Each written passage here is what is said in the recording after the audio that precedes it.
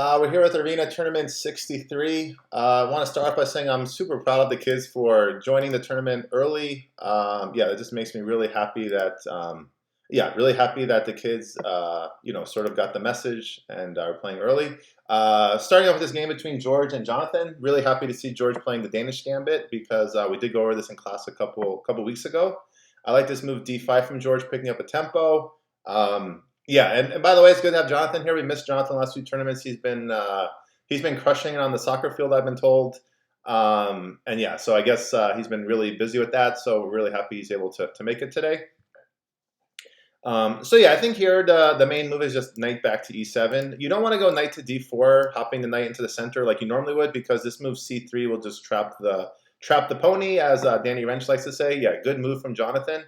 Yeah, because normally, right, you want to occupy the center with a piece. But not in this specific position. So I think here I would just play d6, and yeah, I really like the way that George and Jonathan have played the opening so far. Knight f6 is interesting. I'm not sure if this is a good trade for black or not, but it's very interesting. I think we do have to go ahead with knight takes pawn here, though. And one thing I'm already, no, I think Jonathan's position is fine. I'm wondering if a move like queen d4 is a tad bit annoying. Knight c3, okay, knight c3 I like from George. Developing his pieces quickly, keeping an eye on the d5 pawn. Yeah, these double pawns I don't think are much of a weakness because, one, I think the pawn could eventually support the pawn here if needed. Also, we have ideas of like bishop to a3. And I think if Jonathan doesn't... Yeah, this move knight g6, okay, that was a very quick decision from George. This really reminds me of like a Ponziani. I've actually had positions very similar to this myself. That's a mistake from Jonathan. Here we should definitely... In chess, you generally want to capture towards the center. Generally. That's a good general rule. We don't want to really capture away from the center. If Jonathan's plan, though, is to go like bishop c5, castle, and then have the rook and bishop attacking the f2 pawn, that would be a very nice idea. Problem is, I think, like, now that George has developed his light square bishop, white can just castle, and that's fine. Yeah, so I like a lot of what's happened in this game. I don't really like Jonathan's decision to take like this. I'd say that's the one big mistake so far, probably in this game. Yeah, queen e2. I was even thinking rook e1 might be possible, but yeah, queen e2 check looks a bit annoying to me. Yeah, my guess is that Jonathan's position is going to be tough to play the rest of the way. But we can play like rook e8 something.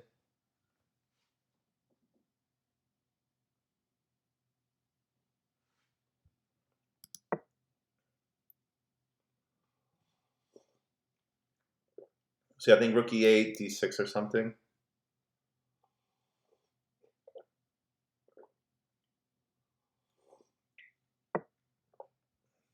Okay.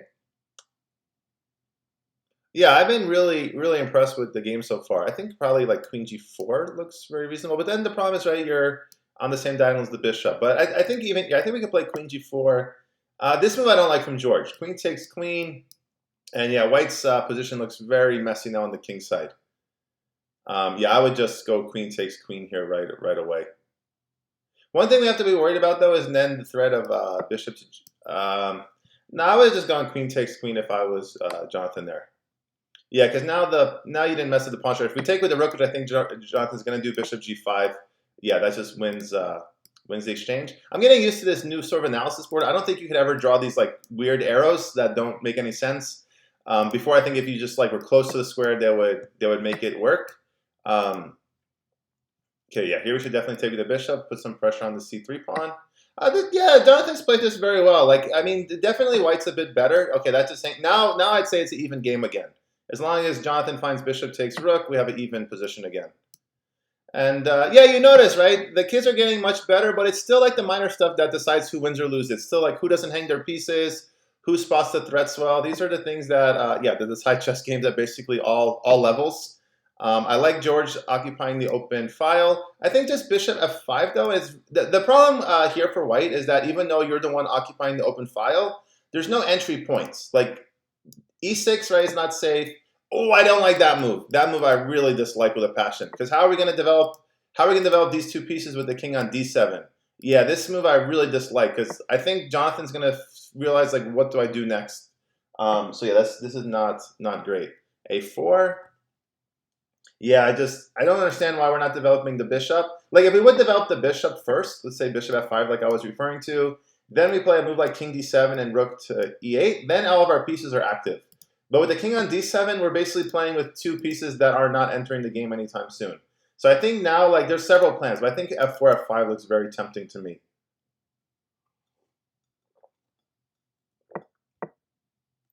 Yeah, I had a feeling that Jonathan was going to develop his bishop this way. I just don't see where it's going. I do like the fact that Jonathan is cognizant. He's aware of the fact that we want to develop these two pieces. So yeah, I think if we play bishop b7 and c6, maybe we have a chance to untangle our pieces, is sort of they would call it in chess. So yeah, that would be good.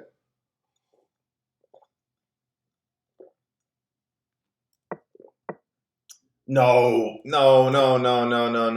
need this pawn to defend the g6 pawn. Yeah, h5. I would say this is now the biggest mistake in the game. I don't understand king h2 from George at all. It seems like they're just trying to play fast. I understand that there's a little bit of a time pressure element. Like 10 minutes isn't the most time in the world, but with 8 minutes on your clock, I mean, you can take more than a couple seconds. Like, you don't have to just make sort of random moves. Yeah, I have no idea why you'd want the king on h2 versus g1. I guess George's plan might be to run the king up. So maybe that's an idea. But I think we stopped that with g5, right? I think we just don't give up this g6 pawn. Yeah, I think if George finds g5, we still have a game here. Did I say George? I meant Jonathan. I'm not sure who I said, to be honest. But yeah, if Jonathan finds g5, we still have a game here. And yeah, my wife made me some tea. I'm a little under the weather. No, I feel fine. I just have like a little bit of sore throat is all.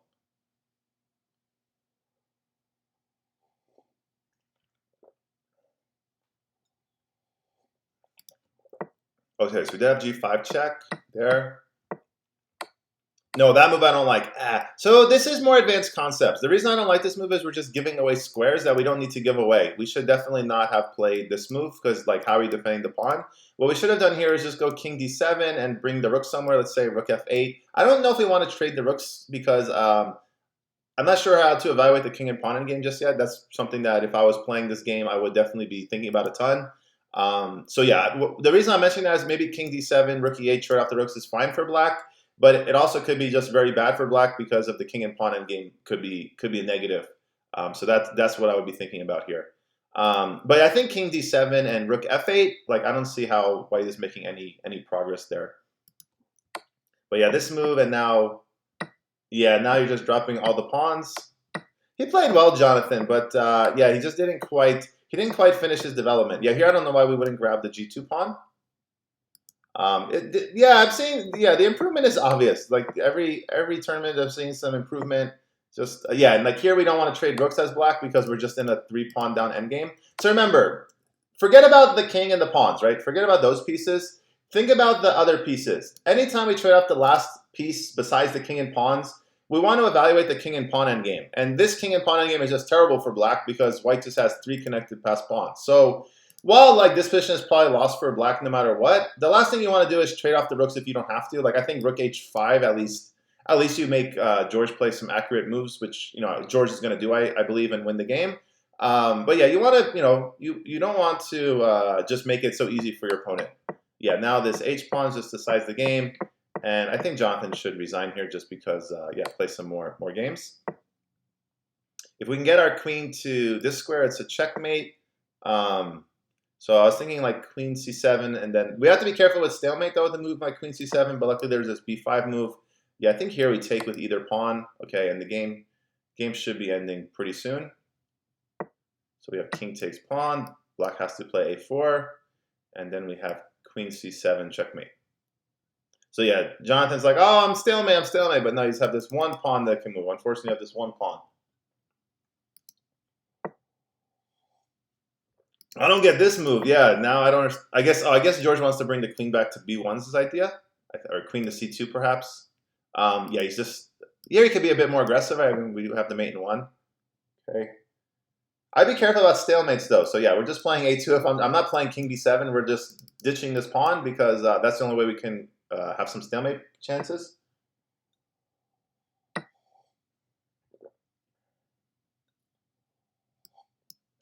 King b7 is only move for black, so they only have one move we're allowed to play. Every other move is unsafe. Queen a6, and yeah, we gotta be careful. Stalemate. One thing I could see is here, and George moves a pawn or plays here, and the game's a stalemate. I can see that happening very easily. Yeah, my guess, I would say there's like a 15% chance of a stalemate here. Maybe George will play king takes pawn and allow the king here. That's also possible, but I'd say at least a 15% chance of a stalemate here in this position. Okay, that's a good move from George. Okay, I think he's going to take with the queen now. Ah, that's good. Yeah, let the king have go back and forth. So let's see. Yeah, so we have, that's right, we have 3 squares now. My apologies. So yeah, there's no worry of stalemate now. Now we have queen a8 checkmate. I think that George is really focused on this f-pawn push, but I hope he can find queen a8, but I think he's going to play f6 here is my guess. But if he played queen a8, I'd be really happy.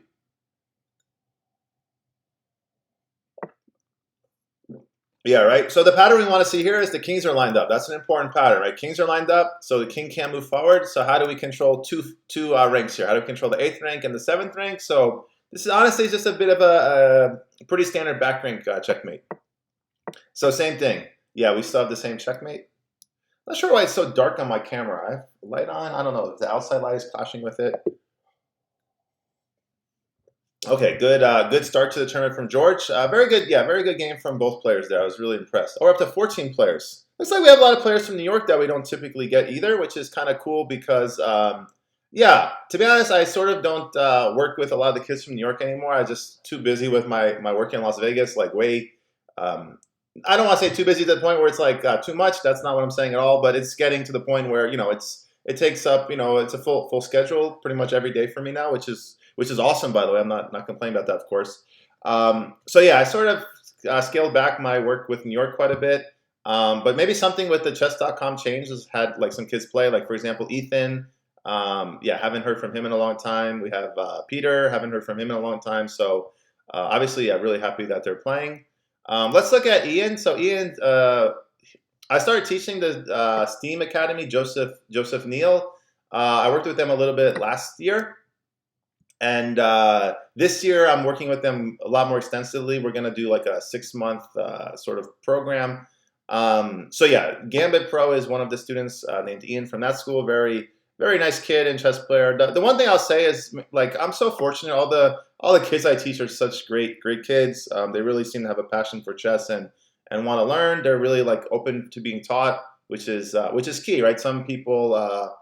Some people don't respond well to instruction. I think you could describe myself that way when I was younger in some areas. So yeah, all the kids are extremely teachable, just like want to get better. So as a teacher, there's not more you can ask than that. So here we have Yichen, who's also a new student of mine. Yichen's been on a little bit of a break. He's new to the country. He's from China, and he's sort of like learning English a little bit more, to be honest. And the mom was kind of saying that he wasn't able to understand a lot of what we were talking about in class, which is understandable. But he will be rejoining, as far as I know. And yeah, he seems like a really strong player. So yeah, really happy to have him in the tournament as well. I think here just like a move like, yeah, I would be more aggressive if I was white. Like, why not do a pawn break with d4? You're up a rook here, so yeah, you're fully justified in being the aggressor here. I guess the point of d3 might be that Yichen is trying to trap the knight. Although it looks like to me the knight can always jump back to b7 and c5 in this position. So again, I would just be a little bit more aggressive with d4 and try to open up some lines. Because if we can get d4 and like bishop b2 in, I think white's really going to control this diagonal quite nicely. By the way, just in case anyone was wondering about the last video, I'm the co-captain of the States Cup team this year for the Team Nevada. So when I say like I have a full schedule, this is kind of the stuff I'm referring to. It's a lot of emails, a lot of keeping in contact with some good people. Yeah, our last match was against Idaho, and that was the first match I played. I'm trying not to play that much, to be honest, because I feel like as captain, it's a little bit of a conflict of interest. As far like it's easy as captain to be like, oh, I'm going to put myself in every match, like forget these other people who want an opportunity. I think that's not really right. So I haven't really been playing that much this year, but I did play against Idaho. Who we were, to be honest, a pretty heavy favorite against. Idaho doesn't have that many high-rated chess players compared to Nevada, and there's other states where compared to Nevada they have a lot more high-rated players. Queen f7 and Queen takes G8 is very good for white here, by the way. So anyway, we had a really nice match against Idaho. We won 14-2. We had some young players got a chance to play. Well, just one young player got a chance to play. And yeah, it was nice. We haven't really been that successful, Team Nevada. Oh, Queen to D7. I'm sorry. Why am I talking Queen takes G8? That's a dumb move. Queen D7 is just a mate here. So anyway, yeah. So we finally had a good result. It's actually our first win of the season. So I was really happy about that, and I thought, to be honest, we really dominated the match from the start to finish, which is good. I think the team needed a confidence booster. So anyway, so in case anyone was wondering what the Team Nevada versus Team Washington video I posted was about, that's what it's about. Yeah. So hopefully that will be a springboard for Team Nevada. Make everyone in Nevada proud of our chess team, and yeah, try to win a few games here and there. So yeah, we can go here and here. I think that Yichen is going to take the queen here. But yeah, we do have the forced mate with Queen F7 and Queen D7. Yeah, Rook E1. Yeah, you can tell Yichen has a good background. Like I said, I've only really worked with Yichen a very short period of time because of sort of the language barrier. So here we have D4 attacking the pin piece. Okay, also this move. But you can tell that Yichen has like a very good like sort of understanding of chess. He has a good starting point for, yeah, like his knowledge is very, very good here. And then yeah, here we have take. King D7, King D6. Okay, so he's going with this, and then he's turning Queen E7 mate. That might be even more precise. I think Bishop E3 is... yeah, I think Bishop E3 is actually the best move, because that forces the king back to here. Notice the king can't take the pawn because of the queen. C4 I didn't really like that much, but I mean, it doesn't really matter. Everything is winning here, to be honest. Yeah, notice we can't take because of the pin. Okay, and yeah, I think Bishop E3. All right. Okay. And then I think we're going to see here, although I think we probably should play Bishop. I don't know, what are we supposed to play here? Yeah, hangs here, and then, yeah, just Yichen needs to work a little bit on his mates. So do I guess. But yeah, I don't like the way, like, you sort of just want to like finish the game when you can. I mean, it's not gonna matter in this particular game, but it would be nice if sort of finish the game here.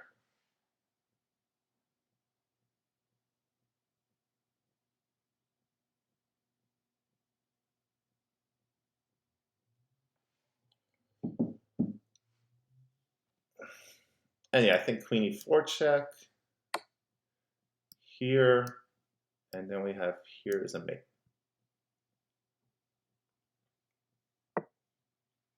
See if we can find Rook B5 here. And here we're controlling 3 files, right? So the king's not exactly on the edge of the board. What is he doing? I hope he's not trying to take these pawns, Yichen. Yeah, just go win the game. That's the better sportsmanship. Yeah, I don't know what's going on here. Okay, let's go Rook B5. I hope that Yichen can find this move, and then we take here and this mate. Yeah, I hope that Yichen isn't trying to take all the pawns and get more queen. I don't think Yichen would do that. Yeah, I don't think that's what he's trying to do. Okay, yeah. I guess, okay, I just want to get the bishop out of the way to play this move. Yeah, we got to work on his checkmates, Yichen. This should be very easy, but nothing is very easy when you're first learning, right? Chess is a tough game, so everything takes time. So take, and here's a mate. All things in time. That's what my dad used to always teach me when I was a kid. All things in time. Just work hard, have fun. Good things come eventually. Checkmate the king, Yichen. It's funny that I get impatient after I just made this like very good speech about we need patience. It's hard to follow your own principles sometimes. But yeah, Queen B3. Queen B3 is a mate. Hopefully we'll see that. I mean, the good news is that since this pawn, okay, perfect. Got a nice mate. Good game, Yichen. Good game, Ian. Okay. Yeah, it was good. First game for Ian. First class is supposed to be tough. Okay, so we have Lucas here, who's changed his name. I don't know who Quandale Dingle is, but it's a pretty funny name. All right, so we have Vincent joined. So how come we still have 14 players then? Shouldn't we be at 15? So what's going on? Okay, Idenson first. Oh, Ian had won 2 out of 3. Oh, so that's interesting. Okay, he beat Lucas and Travis. Okay, all right, I'll bite my tongue a little bit. I'm not surprised about that. A little surprised, right? Because Lucas and Travis have been in chess class for a little bit with me now, maybe like 5 or 6 weeks or so. I'm not super surprised though. Okay, if Ian was beating like like Matthew and Vincent, then I'd be like, oh wow, what's going on? But okay, so I'm not super shocked by that. Okay, Aiden's off to a great start. He's at 3 out of 3. Aiden is showing a lot of potential as a chess player. I mean, it's so okay, but he also he beat Matthew. Wow, wow, that's a big upset. Okay, Peter and Lucas, that's not such a big surprise, but beating Matthew, that's shocking because Matthew's one of the best junior high players that junior high. Geez, I sound so old. One of the best middle school players we have in the state of Nevada, and Aiden's only in 3rd grade, so that's a lot of potential. Yeah, like a lot of potential.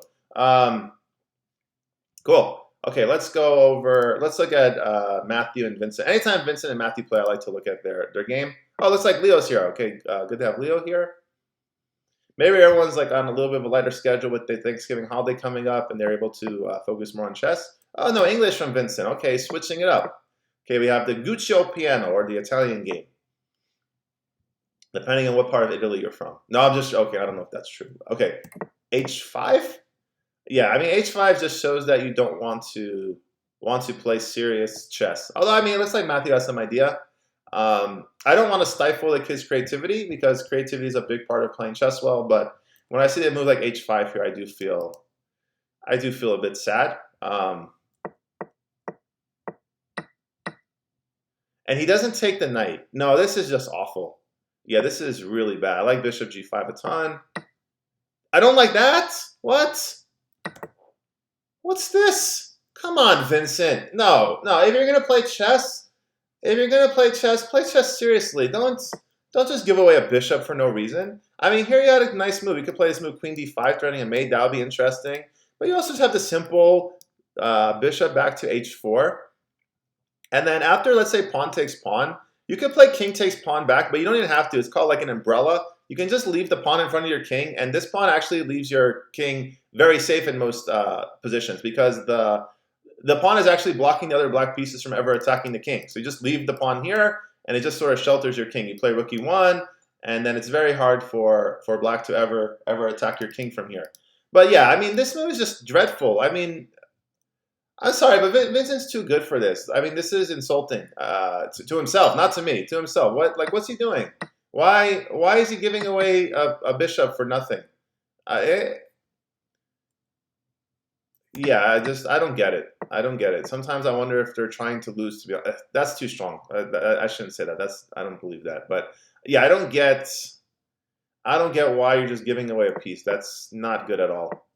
And then F3, you're just weakening. What about Knight C3? What happened to developing our pieces and fighting for central squares? Yeah, F3 just weakens everything so much because now your G3 square is permanently weak. Yeah, Matthew's just gonna. What's going on here?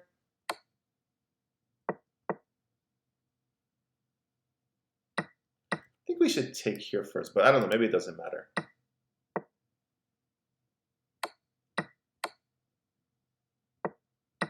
Yeah, I got to be candid. This was a pretty lousy game from both Vincent and Matthew. I'd say this is like one of the worst games I've seen them play.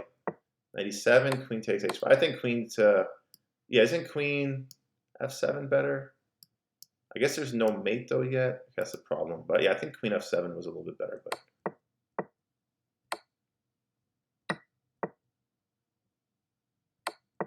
I think we should have played d6 first because that stops the king from being able to run away. Yeah, I don't get this because now white can just trade off the pieces. I mean, you could play d6 first, which is probably even better, and just this is terrible for black.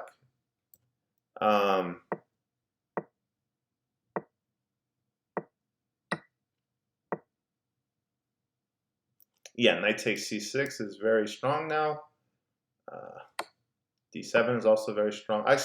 Actually, I don't like d7 very much because that's sort of, again, you're sort of shielding your own pieces from attacking the king here. Like we gotta go after the king. I don't see why you wouldn't just go knight takes c6 here, attack the queen. That seems very easy to me. Yeah, one thing you want to sort of see when you look at chess games is you want to see what players make chess look easy, and you don't want to see players who make chess look hard. So when I see this game, like chess looks very hard when I watch this. I just feel like what is going on? Like why are they making all these like complicated decisions that don't make any sense? That's the opposite, right? You want to like Bobby Fischer always describe as like a light touch. You want to have that like light touch as a chess player. Like everything should sort of feel like it works together. Everything is like in harmony. And when I see this game, to be perfectly honest, I just feel like if let's say this is the first chess game I ever saw, I would never play chess. I'd be like, this game is too complicated. Like, why are we blocking our own pieces? Why are we hanging pieces every turn? I would just be like, I don't even want to play chess anymore because it looks so difficult. So I think that's something we want to work on, just making chess a little bit easier. So now we like hung the rook, and I'm just like, what's going on? We hung the queen. I missed that as well because I was talking too much. Yeah, to be honest, Vincent's really done everything he could to lose this game, like everything. And I think there's a nice tricky move from Matthew here.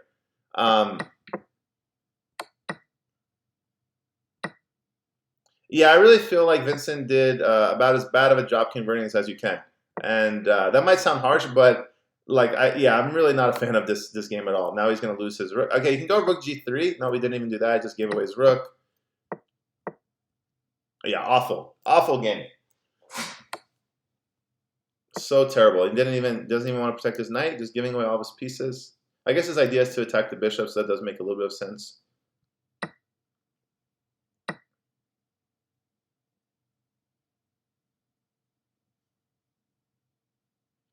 How do we convert this?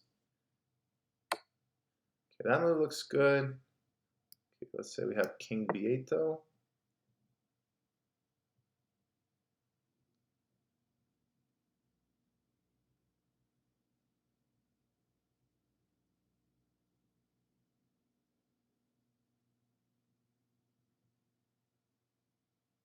Yeah, we actually have a tough decision as Matthew here. How do we convert this exactly? I think the easiest move is just king b6 and okay, now c7, king b6 here. Yeah, now the pawn is pinned. So I think we have to go knight d6, but excuse me, knight e6, but then queen d6 sort of wins everything, I think.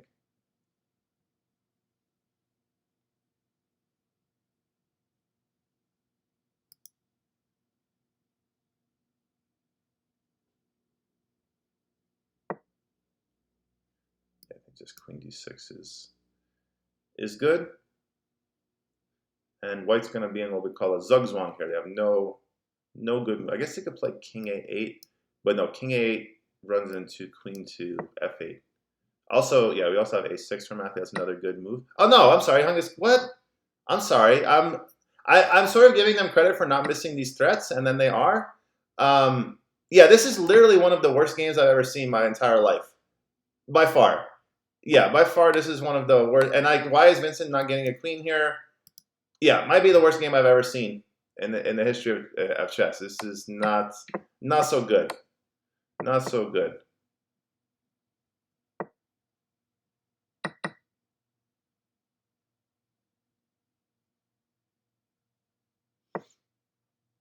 Okay, we're attacking in a knight shape, so that's a positive.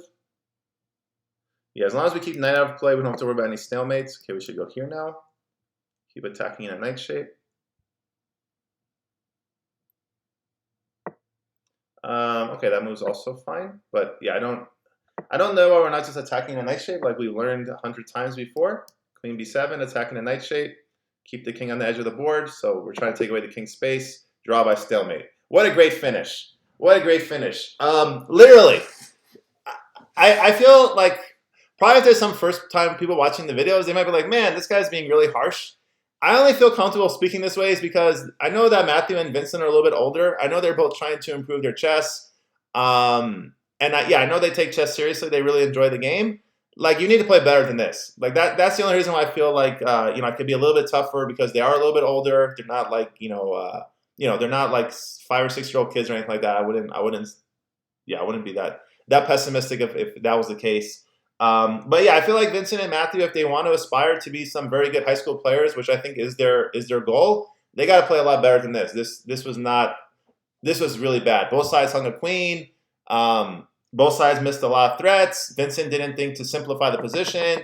He didn't attack the king well. Matthew sacrificed a piece for no reason. Vincent sacrificed a piece for no reason. It was honestly one of the worst games I've ever seen for like players of this caliber. I'm not talking about like complete beginners. For people who've been playing chess for a bit, we should play better than this. Okay, what's going on here? Let's look at Yichen versus Leo. Leo hasn't been in the tournament for a bit, so good to have Leo here. Up a queen. Yichen went with c3. Okay, now this is very interesting to me because I have not had an opportunity to teach Yichen about this. I haven't had a chance to teach Yichen about the c3 d4 plan, and so many of my students I've been trying to get to play c3 and d4. Like for so long, and I even showed like an Alicante game that showed them like how good the c3 d4 plan could work. But to be honest, they weren't convinced. So it's funny that Yichen, who I have not had a chance to show this idea to, like really gravitated to this nice c3 d4 idea.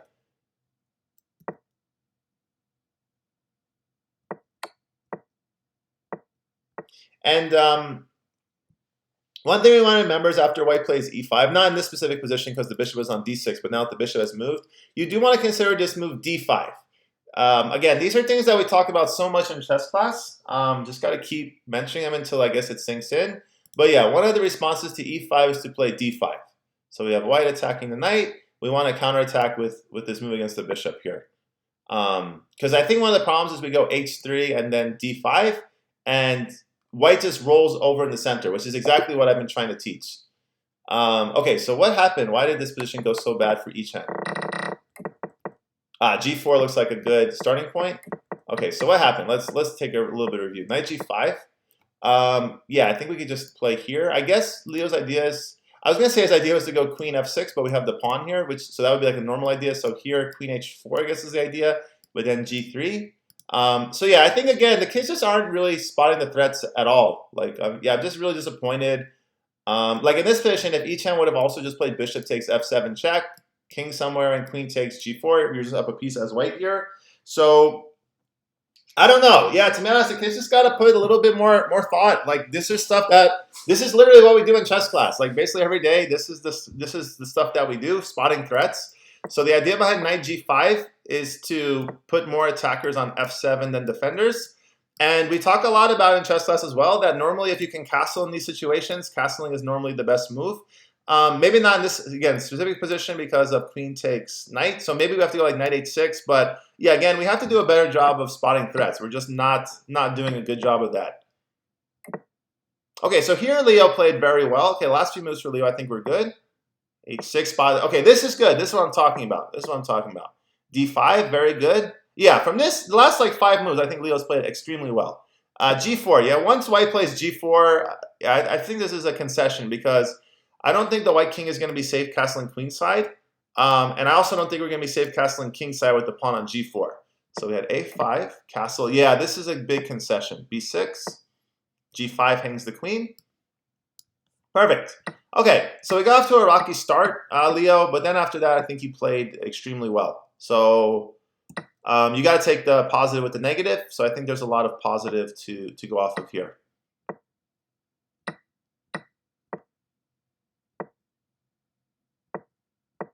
Yeah, I like that move, rook g8, creating a pin. I think that's a very solid idea. Yeah, I like that we attack the pin piece. I think what Leo missed, though, is you could just take the bishop right away because it's with check. And also, it's actually going to lead to a forced mate if we take because king can't move to h1 because of the queen.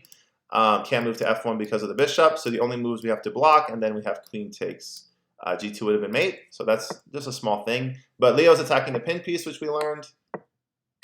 Perfect. Great. Yeah,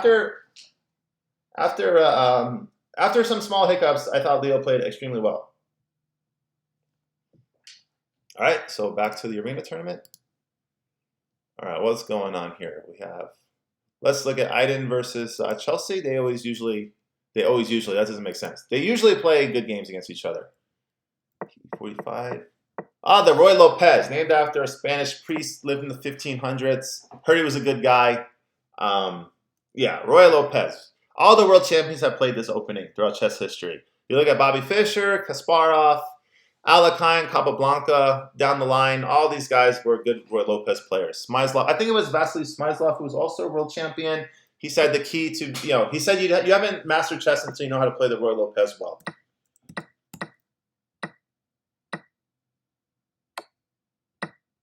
Yeah, I like the way Chelsea played the opening, so I'm curious why she's down a pawn, because, yeah, I think the beginning part is quite nice. This move's annoying. Now we do have this.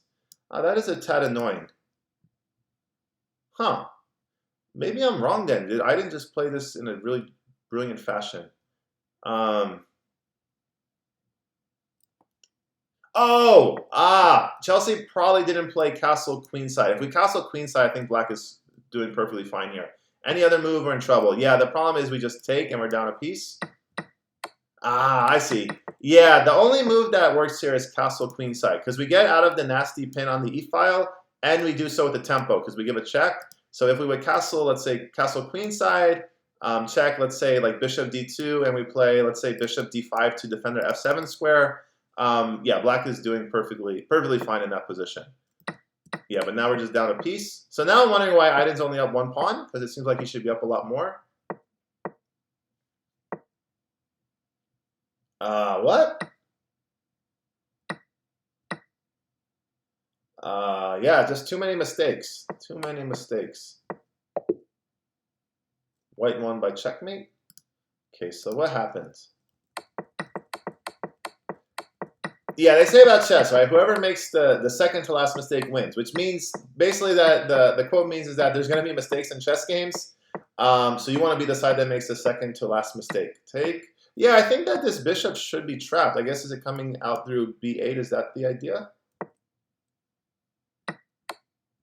No. Here we're supposed to go rook e7. Yeah, rook e7. We got to block the check and defend our c7 pawn simultaneously. So yeah, if we play rook e7, I think Chelsea's position is very, very good, because this bishop is, I don't think this bishop is going to be able to come out safely. I think it's trapped. So for example, let's say rook e7, take. Then black's plan is very easy. You just go king here, king here, king here, and you win the bishop. I think there's some ideas with like a4, a5, a la Fischer-Spassky from World Championship match. Maybe the bishop does get out that way, but yeah, I think black's position is extremely good. But after this move, I don't like black's position at all anymore, because this rook is too active. Remember, white rooks like to be on the 7th rank, because that's where all the pawns are. So these pawns are really tough to defend. And also this pawn is tough to defend. So like if Chelsea goes rook g5 to defend this pawn, then rook c6 loses this pawn. So yeah, this position is very tough to play. And yeah, I think the problem now is king d3, and I don't think you can save the knight and the rook anymore. So I think you just lose a piece here. Yeah.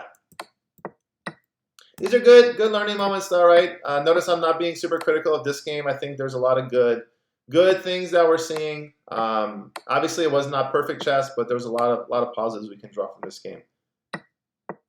Yeah, this is a beautiful mate. I really like this mate that Aiden found. Cool. Yeah, I'd say all in all, this was a decent game. A few too many mistakes, but you know, it's to be expected. All right, well, what's going on? What's going on in the standings here? Aiden's at 6 out of 6. Man, yeah, Ian's doing really well. I'm, to be honest, a little bit shocked he's doing this well. But it looks like he's mainly been beating up on Travis, to be honest. So I do have to take it with a little bit of grain of salt that he's sort of beating the same players over and over again. I'd say against the little bit higher rated players, he has like struggled a bit. But yeah, I mean, you can only beat the players they put in front of you. Seeing Peter get scholars mated like breaks my heart. Yeah, I don't know how many games of Peter's we looked at where,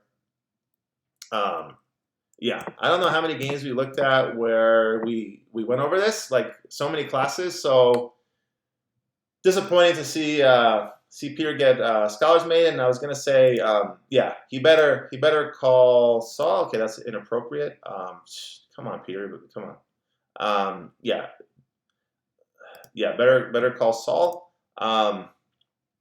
Okay, so what's going on? So Aiden and Aiden are really cleaning up. Look at these guys go. Really cleaning up here. Leo is doing awesome. 3 out of 4 for Leo. It's a great tournament. Matthew is like a very up and down player to me. I think the potential for Matthew is there, but I don't get. Yeah, I just don't get sometimes. Yeah, I don't get it. I don't get sometimes why he has these big swings. Like some swings are normal for chess players, of course. Yeah, it's a little bit shocking. Okay, so I think Ian's going to get paired against some of the better players. So they did add some functionality to the tournament.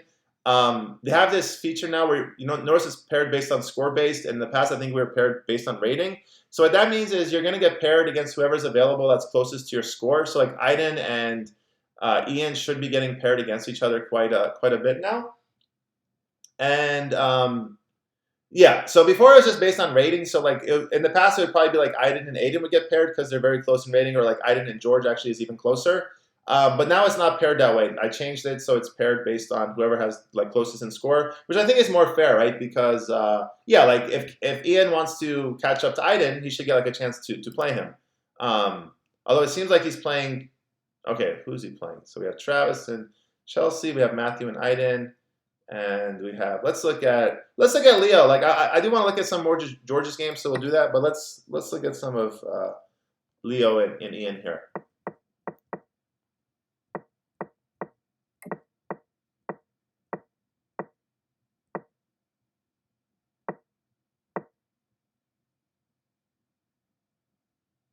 And yeah, what I'm sort of a little bit quiet is I'm trying to figure out how we punish this queen on d3 because this is definitely not the right square. But to be perfectly honest, I haven't figured out exactly how we punish this move.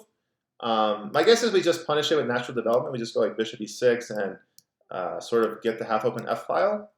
D5 might be an even better idea. We don't have enough defenders, right? Like if we would have played c6 and d5, then I think I would have really loved Leo's idea.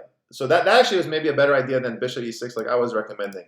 Yeah, I think c6 and d5 getting the pawn break in, because if we have the pawn on c6, it'd be what? 1, 2, 3 attackers, and then we'd have 1, 2, 3 defenders. But yeah, with d5, we just don't have enough defenders. I'm seeing some real genius in Leo's play here, though. Like he's opening up the position, which I like. Okay, this move I really don't like. I like rook e8 here. Yeah, rook e8 I think was the move. Because the reason why black should open up the position is because their king is castled and the white king is not. I don't get, yeah, knight f5 just seems like a completely random, bizarro move to me, to be honest. Like I like rook e8, castle, and then bishop f5, and just keep putting annoying pressure on this knight here, and ask the difficult questions. Maybe c3 does trap the knight here, though. Okay, that might be a problem with that plan. But definitely I like rook e8 here. Ask some questions to your opponent. So knight f5, take. No, I don't know what Leo's doing now.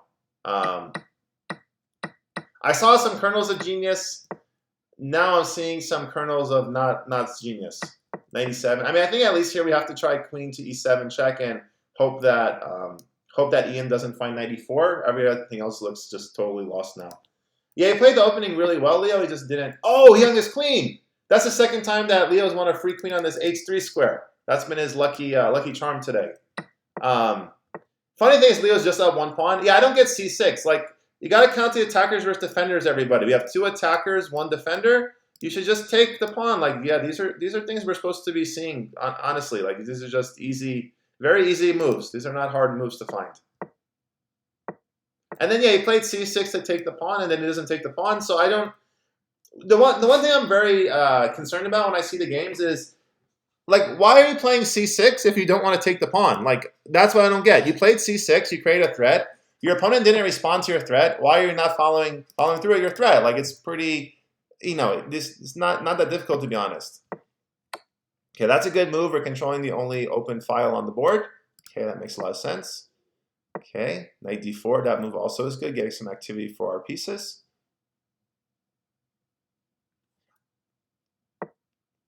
Okay.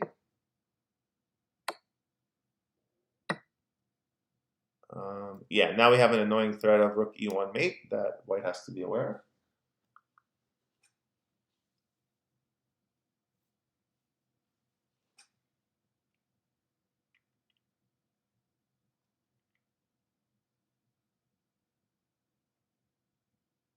We have a lot of strong moves for black here. Like queen f6, right, is also very strong, threatening the... I mean, I'm assuming that white will play something like bishop d2 and stop the mate threat. Yeah, here I think we just go back to g8, and I wonder if Ian sees the mate threat. My guess is that he doesn't see the threat, but I could be wrong. Yeah, I don't know enough about Ian's game, to be honest, to make that statement, so I really don't know. But I wouldn't be shocked if rook e1 just wins the game. I wouldn't be shocked if Leo missed it either, to be honest, but I think Leo sees rook e1. Okay, good move. And then now we have to take, we don't have to. We have a lot of good moves, but now I think we should take the pawn. Give a little fork.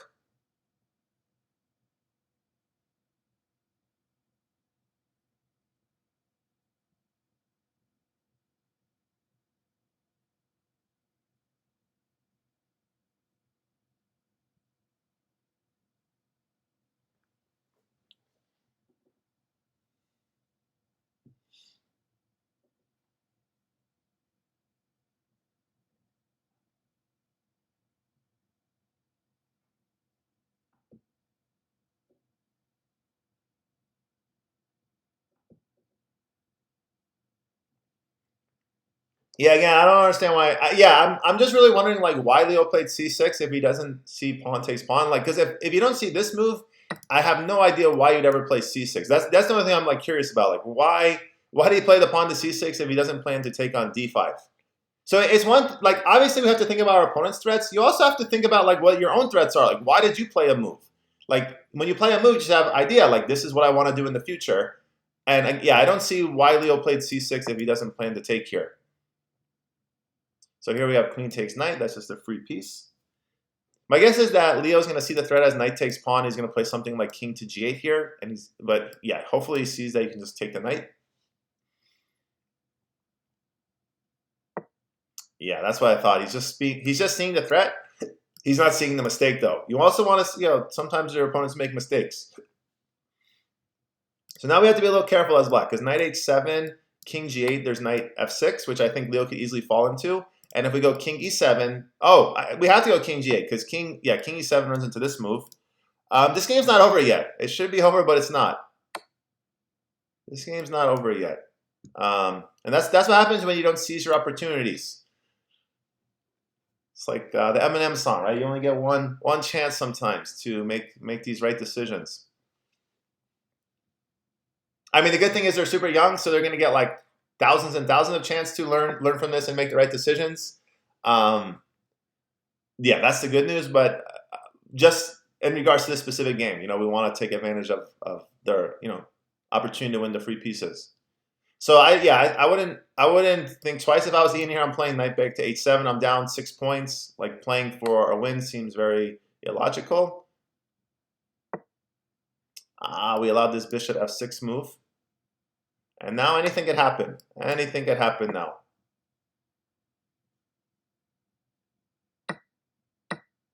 Yeah, good thing that he didn't take with this rook, because that would allow knight f6 check. Yeah, you gotta learn how to win, right? Part of playing chess well and doing anything well is you gotta learn how to win, and that's what we're sort of experiencing here. I would just go king c7, could get my king to a nice safe square. And I'm still wondering if I'm ever going to see c takes d5 in this game. I would love to see c takes d5. My guess is we're not ever going to see that move, but I hope we do. Yeah, king e7 is actually better, I think, because it picks up a tempo. Knight g8 doesn't work, so let's say the knight goes back to e4, then we have this fork. And if knight g4, we just trade the knights, and then we win the pawn. And yeah, we're still doing well as black, but anything can happen, right? We went from being up a queen to this. I hope that Leo sees this move. Come on. Come on, Leo. Remember how the pawns capture. You move your pawn here, you fork the bishop and knight, you win a free piece. Life is good. There we go. Yes. Yes, yes, yes. Okay. Only small problem I see for black is that this knight looks like it could potentially be trapped.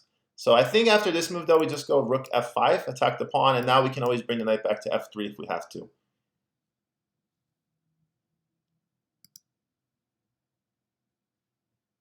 Yeah, I think rook f5 is very, very good. I think rook e5 is also very good. Rook e5 might even be a little bit better than rook f5.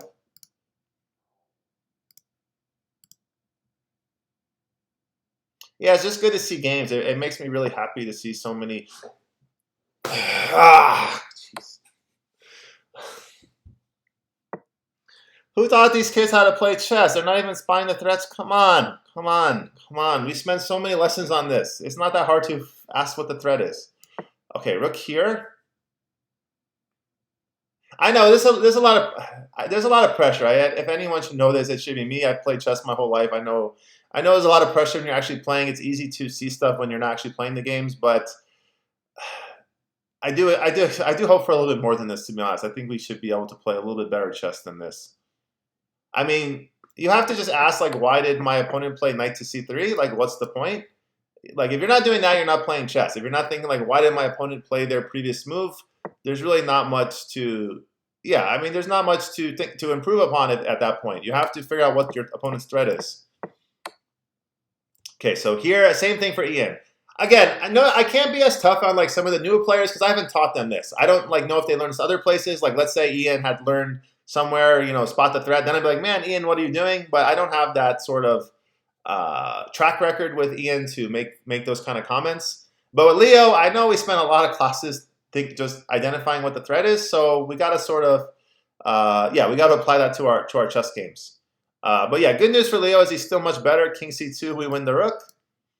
It's kind of fun to watch these games, to be honest, because you realize like at one point this is where I was as a chess player as well. I was making these same very silly mistakes that nowadays I would make a lot less often. Hopefully, pretty much close to never, I would say, but we're still human at the end of the day. But like every one of these games, there's like these big swings. Like one side's winning, losing, winning, losing, and like oftentimes many times in the same game. So it's just kind of interesting. Yeah, I mean, here we could take the pawn. I like rook a2, winning the f2 pawn, create our own pass pawn here. I think this is good decision from Leo.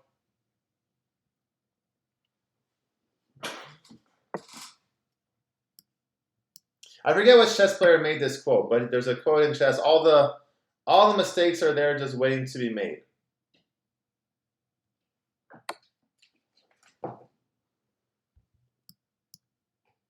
Go king d6.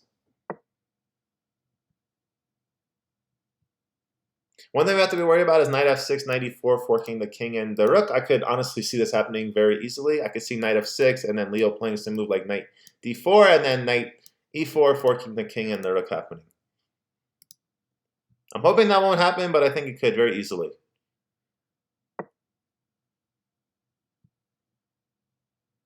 All right, yeah, I'll just go. Okay, that's a good. I don't know if I like that check, to be honest, that much, but it's fine. I would probably just put the knight on d4. It felt like a more natural square to me. And yeah, the idea is that the king moves to the second rank. You have knight takes pawn with the discover check, and then you could take the knight for free. Although you would lose your own knight, but still you're simplifying, which is what you want. So yeah, I think knight takes c4. If Leo finds that, would be very, very good for him. Because again, we're just up a rook here, so every simplifying move we can find is just makes our life that much easier.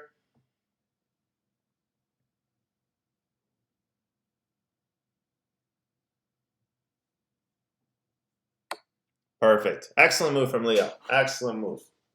Now, if he finds king takes d5, right? That still hasn't been done. That would really make his life. Yes, he should just get the knight off the board, in my opinion. But okay, this is also winning, completely winning, right? Not just winning, completely winning.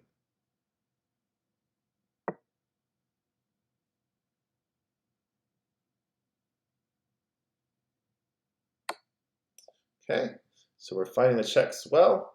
On king c4, we have this really nice move, rook c2. Again, we just want to simplify, right? All even trades are going to be good for black here, because again, you're just up a rook, and now you're also up one pawn.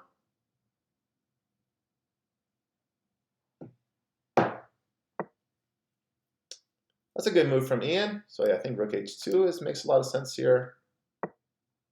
That move is very good from Leo as well. Might be even better. Then we're going to see knight f4. Okay, good. Probably knight c3 with the idea of knight d5 is very, very strong.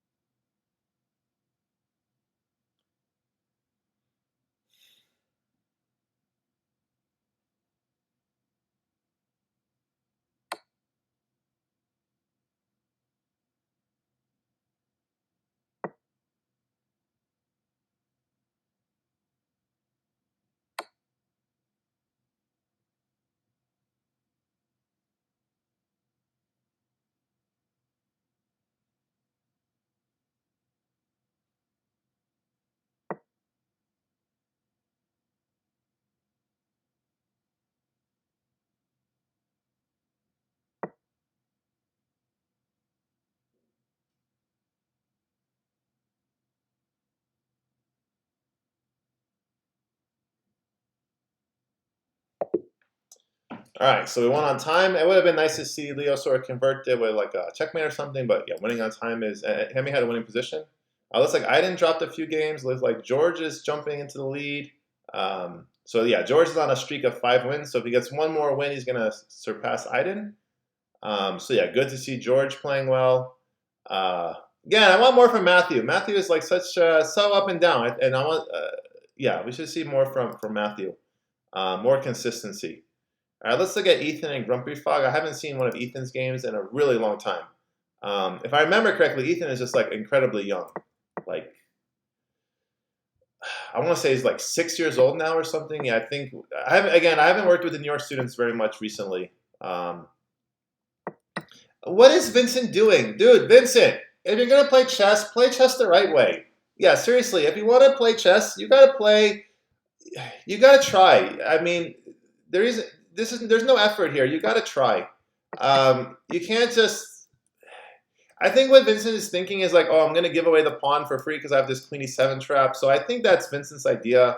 I guess since it's like a much lower rated player, he's very confident it's going to work, which I think he's right about that. But I mean, come on, if you want to play chess though, you gotta bring your best effort. You can't play this bad chess and expect I mean, you can't be happy with this.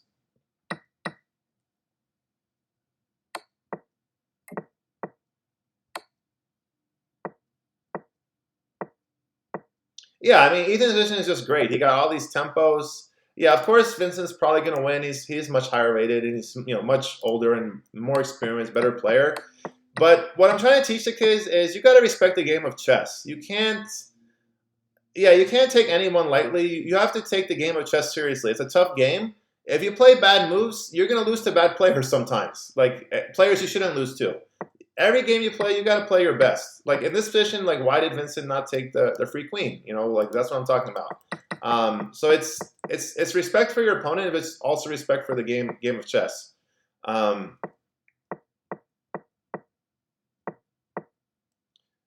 Yeah, like if I look at this position, I really love White's position. Like if we just go bishop takes h7, king h8, queen h5, this is like a miserable position to defend for Black. Yeah, White's position is just crushing. Am I able to put moves on the board? Oh, I can do analysis now. That's a big. Oh, I couldn't do that before. Oh, that's a big feature improvement. And yeah, the point here is that I was gonna say I think we could play knight f7, but I don't think we can because the bishop falls at the end. Or can we? Can we go here? Oh, I'm sorry. The queen falls. Yeah, this is just knight takes here, take, and we just take the queen and we win.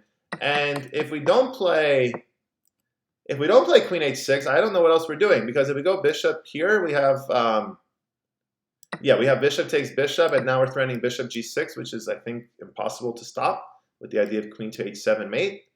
So this is what I'm talking about. Vincent was in a totally losing position. And I don't say this with any like negativity towards Ethan, because I know Ethan's gonna be a very who knows, he's very young. He could be the best chess player of anyone in the future. But at this point, I know that Vincent's a better player. But when you play these bad moves, you can lose. You could easily lose to anybody. Yeah, he got very lucky here, Vincent, that Ethan didn't play this move. Queen h5, h6. Yeah, again, I just have no. Oh, I guess he played this because it's with the. Okay, I see. Okay, I have to give Vincent a little bit of apology for that then. Okay, I have to give Vincent. Okay, I have to give Vincent a little apology for that then. But for the most part, yeah, for the most part, I was not happy with how Vincent played this game. All right, let's look at Aiden. Oh, Aiden and Chelsea finished. I was gonna say I haven't looked at any of Aiden's games. Okay, let's look at Aiden versus Matthew. What's this called? The Cordoza, I think. Cordoza opening. I'll tell you the opening name here. They call it the Fianchetto defense, but I think it's the Cordoza or something. Anyway, okay, so what happened? Yeah, I love White's position. I think White's position is the best here. Like here we're supposed to take with this pawn, I believe, and then after knight takes pawn, you have like queen to d4 ideas. So this is actually important if you're going to play the Ruy Lopez. As the black side, you do have to know that normally taking with this pawn is a bit of a mistake. You're supposed to take with the other pawn.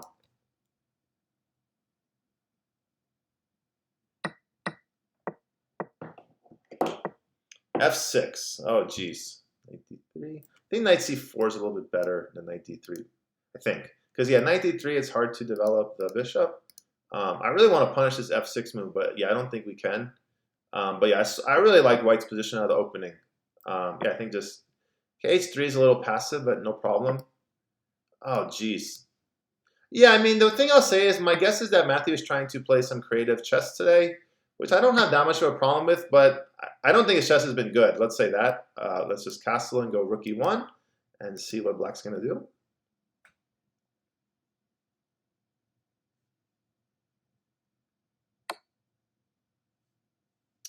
We have the queen takes c6. I missed that move, I must admit. Yeah, bishop back, and I think we're going to see queen e4 check now. Yeah, Aiden's just up 2 pawns with no weaknesses at all. Only thing I can think of is black does have the bishop pair, but doesn't seem that relevant in this exact position right now. Yeah, I think we're going to see castle, knight f6, and queen e2 is my guess.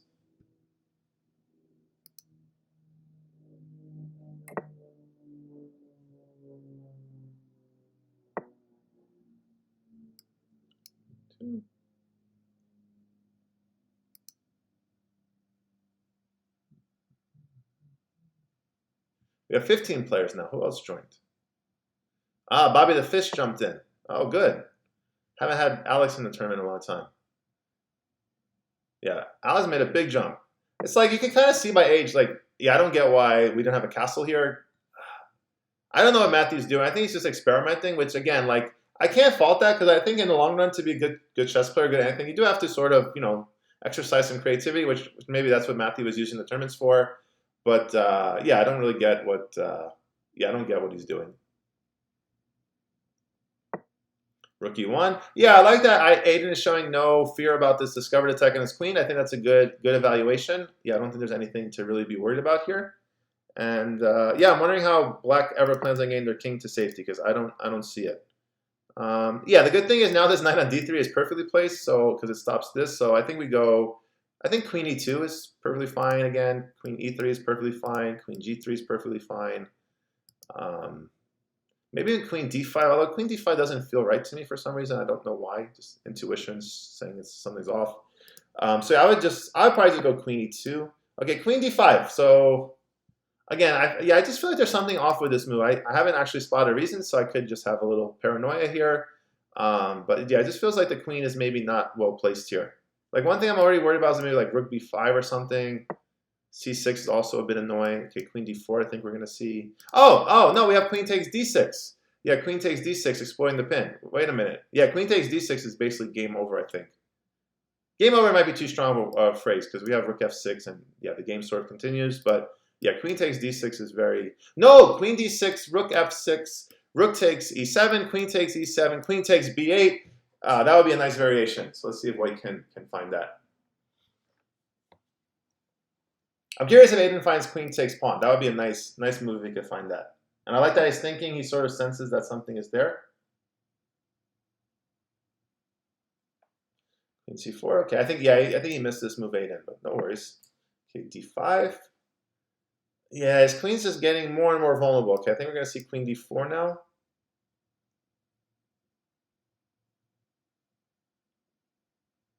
And he sort of forgot about his development a little bit, Aiden. Like these pieces got to get into the game. The great news for white always in this position though is there's just nowhere this king is at. This king is never finding safety. I think that's just like the saving grace is that this king is never going anywhere. Yeah, anywhere where it wants to go. I guess he could try king f7 maybe, but yeah, I don't think this king is ever finding safety.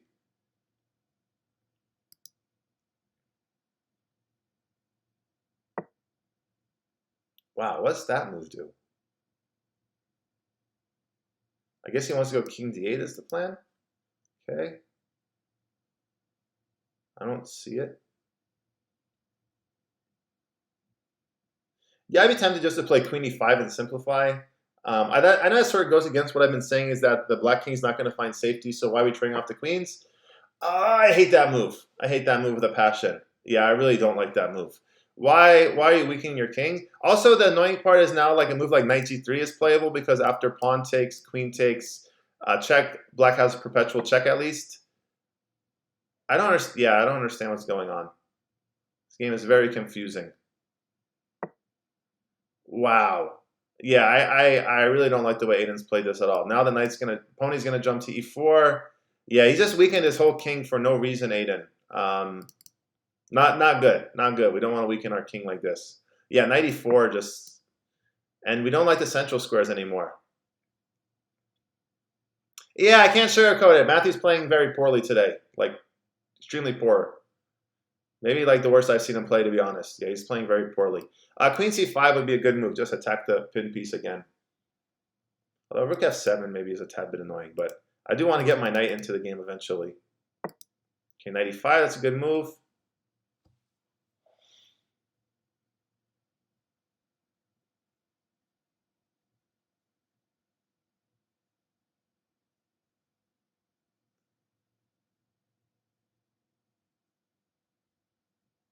Centralizing pieces, generally a good idea. It'd be nice if we could play our pawn to d4 and get our bishop active. Bishop's being quiet. Yeah, I think we just go d4. I feel like Aiden's going to make a mistake of trading the good knight for the bad bishop here. Although the pawn on h3 is hanging, isn't it? Yeah, maybe it's not a mistake. No, I'm sorry. The queen was. I'm sorry. What am I talking about? Queen was protected. Yeah, I think just d4 is the move. Yeah, I think this was a mistake. I don't like this move. Yeah, we got to get rest our pieces into the game. I think d4 is clearly a good move here. Nah, I don't really like that check. I don't see what we're gaining from that. Just king c8. I guess we could see rook b6, which I don't think this move is correct. I think king c8 was better. Now I sort of just like d3 and bishop e3, try to attack the pin piece. I think that makes a little bit of sense. Also, knight c3 with the knight c3 with the knight a4 makes a lot of sense to me.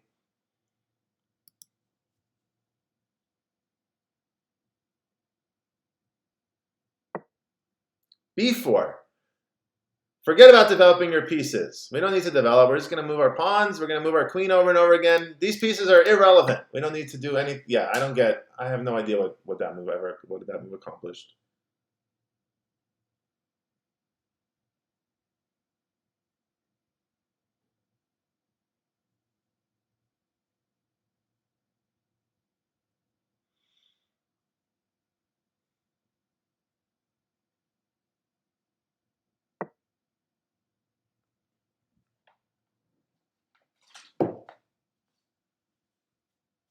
Yeah, the white king is actually much less safe than the black king now. Queen takes h3. I don't know why Matthew didn't play this move. Knight f4 and queen h2 mate looked very, very tough to stop.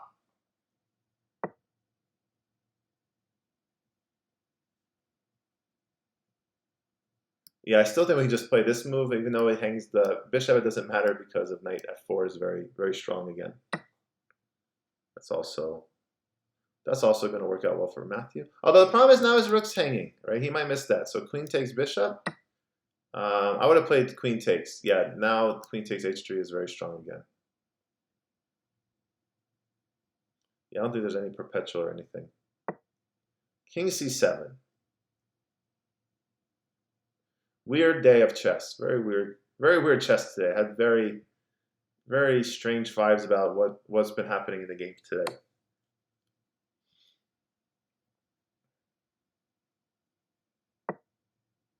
Let's play aggressive. Let's go queen c5. Let's pick up a tempo. Let's see if we can make something happen here. Also, maybe like rook here is a bit annoying, right? Yeah, I like that move. Okay, that move from Aiden I like. That move I like. Problem is, I think the king can tuck to a8 and all these variations. Like, so for example, let's say black plays queen takes pawn, rook takes rook, take rook here, king a8, and I don't see like where the attack sort of goes from there. Yep. Ah, hold on. Take, and we have rook e7. Rook e7 might be the crucial. Ah, rook e7. My bad. Rook e7 wins. Yeah, rook e7 just wins. If Aiden finds rook e7, game's over. Checks and captures. I think he's got a good chance of finding this move. Excellent move. Excellent move, Aiden. Yeah, the problem is you can't defend a7. Ah, so that was good. Yeah, very good from Aiden there. If the king goes here, we go here. If it goes here, we go here and then here. And if it goes here, we just go here and the game's over.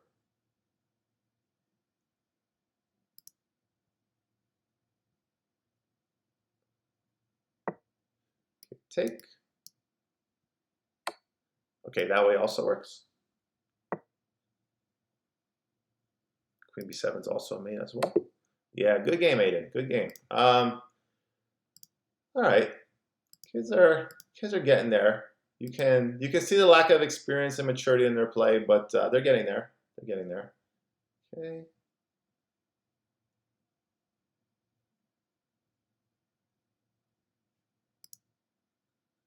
All right, what's going on here? All right, looks like I got George and Chelsea. Looks like they're battling for one of the top spots.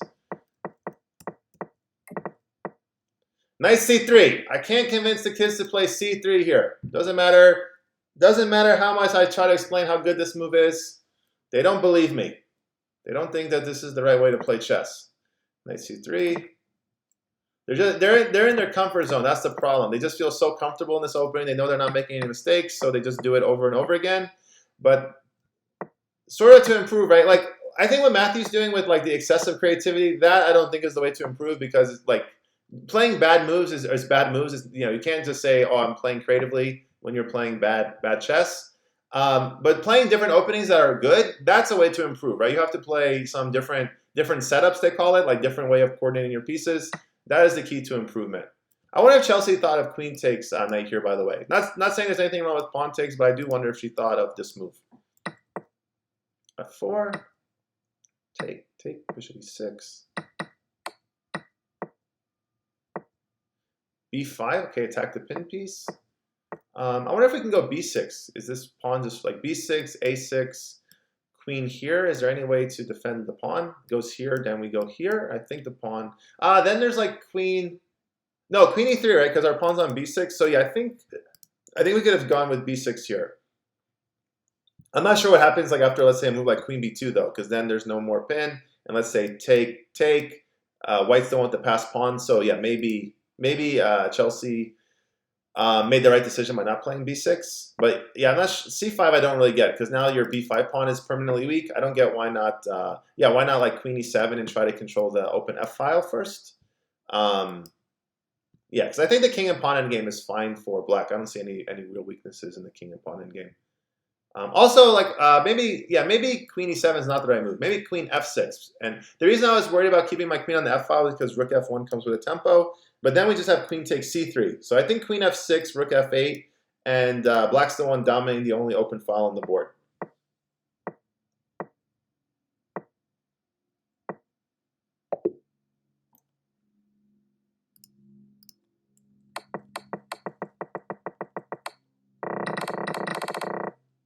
So where were we? What happened?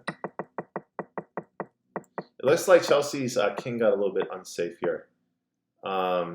Yeah, the white queen is just really active now. So I don't know how we deal with. Yeah, I guess she went with b6, a6.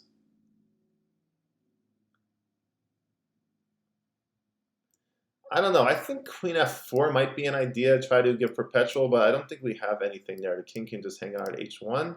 So probably queen f6. But queen f6, rook f1. Yeah, that looks annoying. I don't know. I think black's position might just be totally lost now. Yeah, g5 just weakens the king. So you notice, like, right, when we make these pawn moves in front of our king, that's when our king starts getting checkmated. These pawns are like shelter for your king. They're protection. When we start like just launching the pawns up the board, that's when we get in real trouble. I understand completely why the kids do it, because they don't know what else to do. So they just do like some drastic decision. Every single kid that ever played chess has done this many times, myself more than anyone else that's plays in these tournaments. Yeah, that was like one of my Achilles heels. Like when I didn't know what to do, I would just do something really aggressive and sort of outlandish. What you want to do is kind of the opposite of that. You want to hold the position. So I think a move like rook a7, just keep everything sort of under control for now, is a better way of playing. I mean, white's position is just so overwhelming though, because like they have the passed a pawn now. But yeah, I think g5 is just way too aggressive. Okay, so now we have rook a7, which is good. But yeah, now with the pawn on g5 instead of g7, there's no shelter for your king.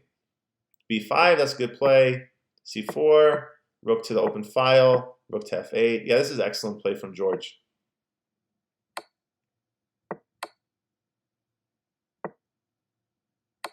Yeah, there was a mate here with queen to g6. Yeah, that would have just ended the game. Okay. Two attackers, one defense. Okay. All right, I think we saw enough here. Okay.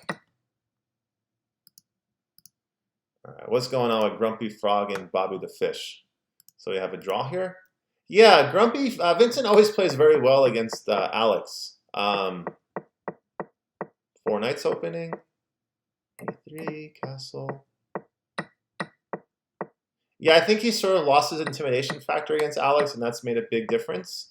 I still wouldn't say he's, the chess games have been of the highest quality, but yeah, they've been good. Like, I mean, here we just hung the e3 pawn. I don't know why Alex didn't see this. How much time did Alex take on this move? 3.4 seconds. Yeah, that's why Alex misses these things. He moves too quickly. If he took a little bit of time, he wouldn't miss these things. King f2. Wow, that move just looks to be punished. What's wrong with knight to d5? I guess he's worried about here and losing the pawn, but yeah, I think this pawn's irrelevant. If you can get your knight to d5, let's say check here, take. Probably maybe Alex was going to go queen f2 though. That does look like a little bit of a problem. Then probably we go queen f3. But anyway, let's say knight d5, check here. That pawn's like basically irrelevant because you're going queen to d7. And this move, queen to e8, is extremely strong threat now because you're getting your knight and your queen coordinated. Anyway, okay, so here, a3. Okay, that's the point of king f2. Okay, now we see the idea. I don't know why Alex was in such a rush to trade off the bishop for the knight here. I don't see where the knight is going that would really cause us much grief. But okay, that's what he decided.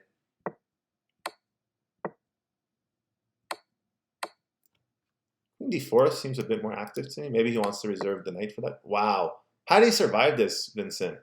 Yeah, this just looks crazy.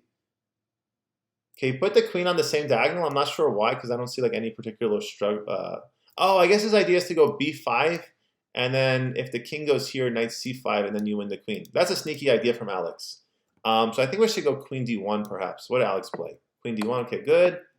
Ah, geez, so risky just keeping your king out like this.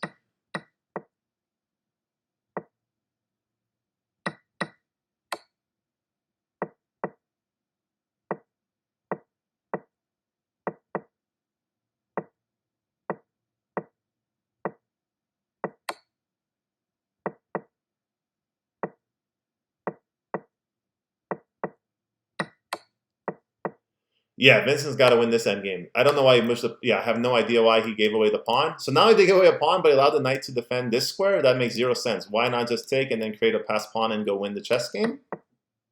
Okay, this should still be winning. Okay, yeah, I think here we just go king here and here, and I think it's just an easy win. Yeah, that just gives away the pawn, so I don't think that was correct. This should be winning for white, I think, but it requires very good technique.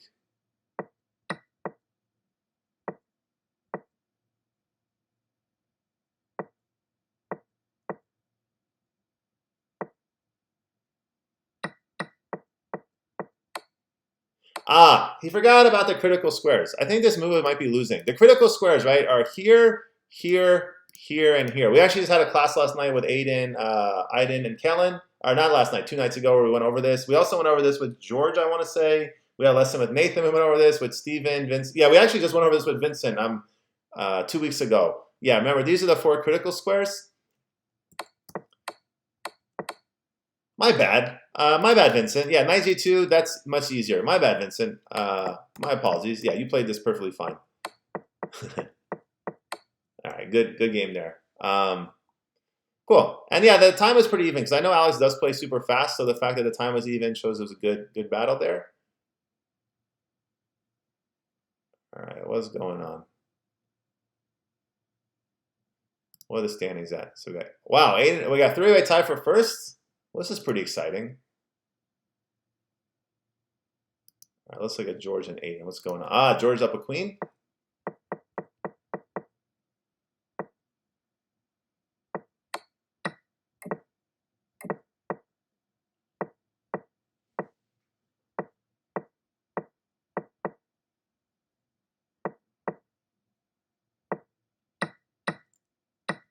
George's been very aggressive with this f4 maneuver. It seems like it's paid off very well for him.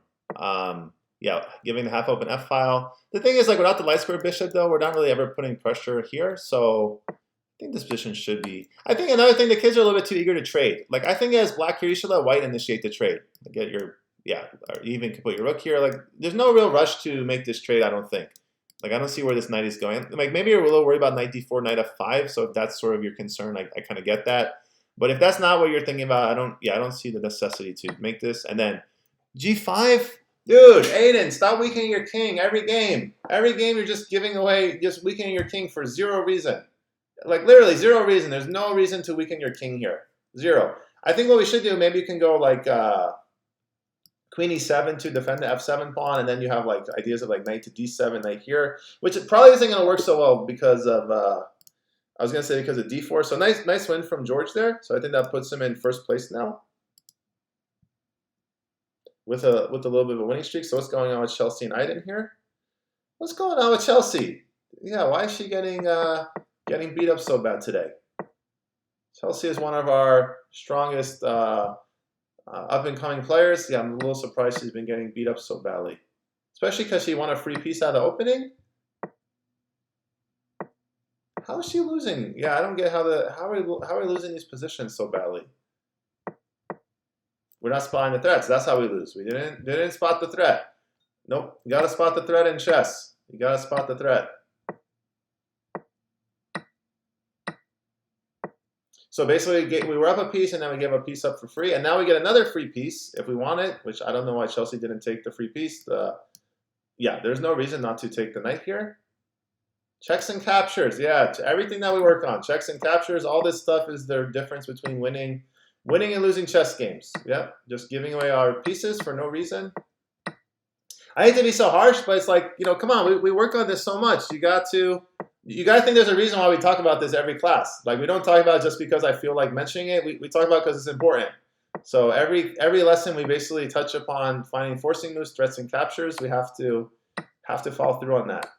Yeah, this game is over. Forcing moves, and what's the threat, right? What is your opponent's threat? What is your threat, right? You play a move for a reason. Why did you play whatever move that you played? So yeah, I hope that Chelsea will resign here. No, I don't see any reason not to.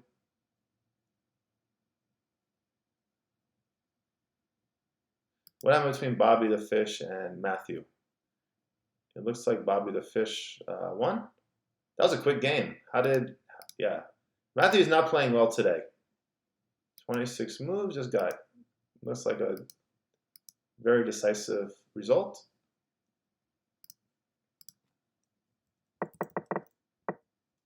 Little Scotch opening. Here's the funny thing. The best move for black is actually queen f6. Very hard move to find. Unless you know the opening theory, you're probably not going to find this move. But yeah, queen f6 is a very strong move here.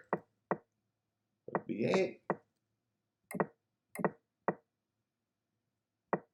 I would take, yeah. I'm not gonna argue. If my opponent wants to give these ugly double pawns, I will accept that and play rook e8 and just go after these pawns forever.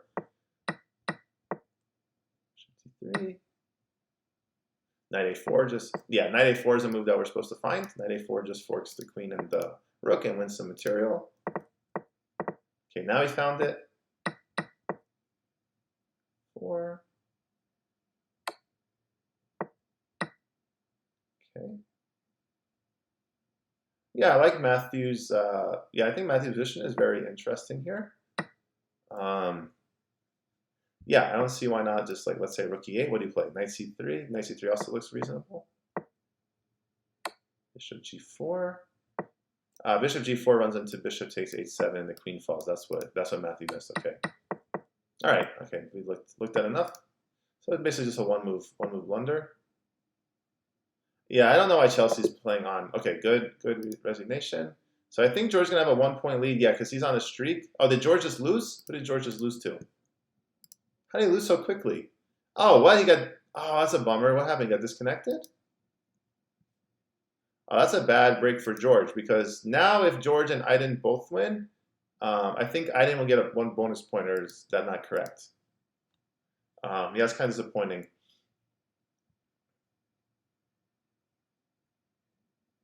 George and Aiden. Okay, this is what This is what the fans want to see.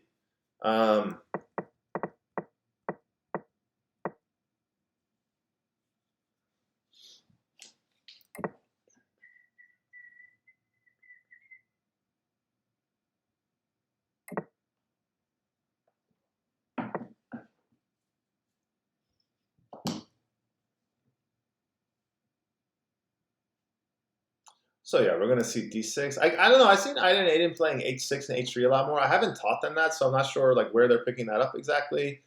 There are positions where like h6 and h3, like preventing pieces from going here, are perfectly good moves. I think in general, if you overdo it though, you're playing a bit too passively. Knight d5. Okay, so he's going. So I like that we're seeing something different from George. I like that we're not just seeing bishop g5. I don't know how great this knight d5 move is, to be honest, but at least we're seeing something a little different. My guess is that knight e7 with the idea of c6 and d5 is very good for black here. Like when I say very good, I think it equalized. I'm not saying like black is better or anything, but yeah, I think knight e7 and then c6 is a good. What?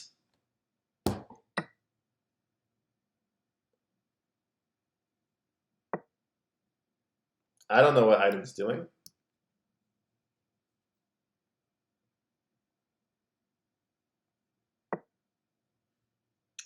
I don't know why George played this move at all. I don't get that. I'm very confused today by a lot of the moves. Yeah, I don't get why you'd give away a pawn and allow your rook to go under attack. That doesn't make any sense to me.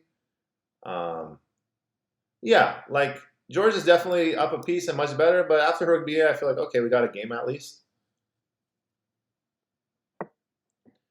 Okay. I was thinking about this move, but yeah, I think just bishop d2 sort of stops everything.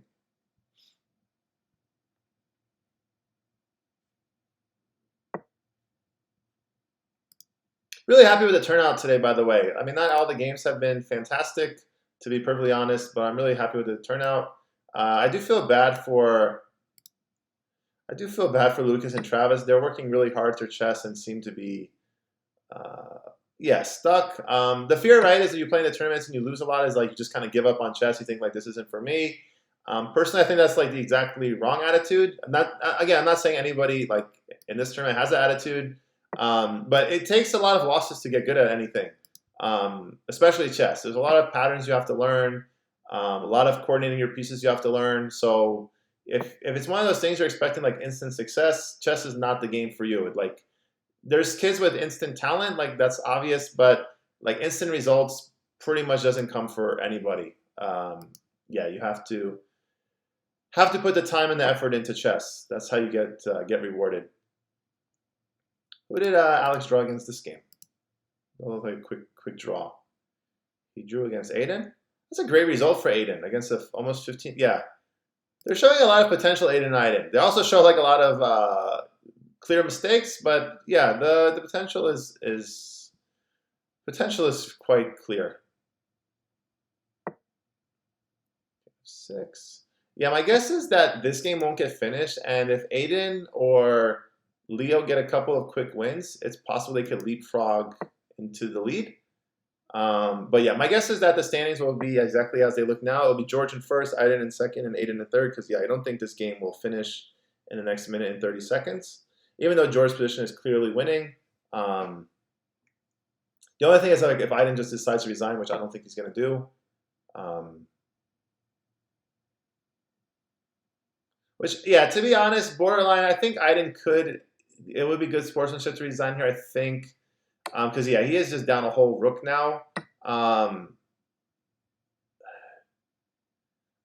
also don't, like, I feel like it was a situation where, like, Aiden was in first and George was in second, and, like, he didn't resign. That might be a little bit worse sportsmanship. But the fact that George is ahead of Aiden, I think it's okay to keep playing on here and hoping for George to just make some very crazy blunder, which he's not going to make, of course. But, yeah. I think the situation in the tournament, I feel like it's okay that Aiden is playing on here. I don't think it's that big of a deal.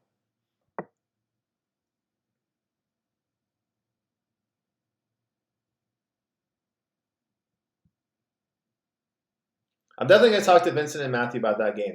That game really surprised me, the quality. But other than that, I've been really happy. Like Ian with a plus score his very first time playing the tournament is a great result. Again, normally the first time you play, you sort of get beat up a bit, and that didn't happen here. Yeah, I have a lot of positive impressions of the students from Joseph Neal so far. They all work really hard, good kids. Um, cool. So like I said, yeah, looks like we have George, then we have the twin brothers who are showing a lot of potential. Aiden and Aiden, all good kids. I mean, we got so many good kids playing in the tournament.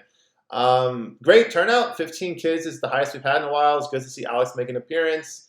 Yeah, I think Matthew didn't show his best chess today, but he played well. Great tournament for Leo. Yeah, I should definitely give a shout out to Leo. Almost in the top 3. Very happy to see Leo getting some good points. I think this should be good for his confidence. On the other hand, Chelsea had a little bit of a struggle today. It wasn't Chelsea's best effort, but that's competition. Sometimes you play well, sometimes you don't. I do want to. Who did Jonathan lose to? He lost to. I know he lost to George. Who lost in the second round? And he lost to Chelsea. Okay, those are two very reasonable opponents to lose against. No issues there. Jonathan was making a lot of progress. I think it's slowed down a bit because he has taken a little bit of a break from playing as much online, I've noticed. So if he sort of can get some more games, then I think that would help. But yeah, thank you everyone for playing, for watching. Again, I do apologize we didn't have videos the last 2 tournaments. I did make videos, but to be honest, the quality of the games was a little on the low side. The turnout was a little on the low side, so I just figured like they weren't really worth watching. I didn't feel like, but this one I feel differently. A lot of good things to learn from. I'll see everyone in chess class this week, and again, yeah, thank you everyone for playing. Have a good one.